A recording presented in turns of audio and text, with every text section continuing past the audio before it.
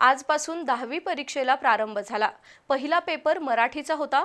थोडंसं दडपण, खूप सारा आत्मविश्वास आणि उत्सुकता अशा वातावरणात विद्यार्थी 10वीच्या परीक्षेला सामोरे गेले। दरम्यान कॉपीमुक्त आणि भयमुक्त वातावरणात परीक्षा होण्यासाठी माध्यमिक आणि उच्च माध्यमिक शालांत परीक्षा मंडळाच्या वतीनं विविध उपाययोजना केल्या आहेत। त्याला कितपत यश येतंय हे लवकरच दिसून येईल। अजूनही 10वी आणि 12वी परीक्षेला शालेय जीवनात महत्त्वपूर्ण स्थान आहे। या दोन्ही परीक्षांच्या यशावरच विद्यार्थ्यांचं करिअर ठरतं।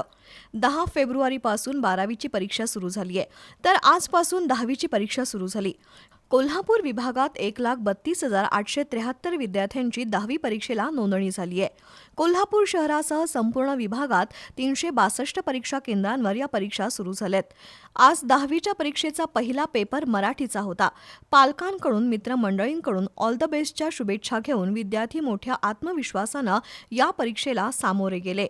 थोडीफार हुरहुर, दडपण आणि खूप सारा आत्मविश्वास घेऊन विद्यार्थ्यांनी पहिला पेपर दिला। दरम्यान यंदाही कॉपीमुक्त अभियानावर परीक्षा मंडळानं लक्ष केंद्रित केलंय। त्यासाठी बहुतांश परीक्षा केंद्रांवर सीसीटीव्ही तैनात करण्यात आलेत। ज्या केंद्रांवर सीसीटीव्ही नाहीत त्या परीक्षा केंद्रांवरील कर्मचाऱ्यांची अदलाबदल केली आहे। तसंच प्रत्येक परीक्षा केंद्रावर विशेष सुरक्षा व्यवस्था तैनात करण्यात आली आहे।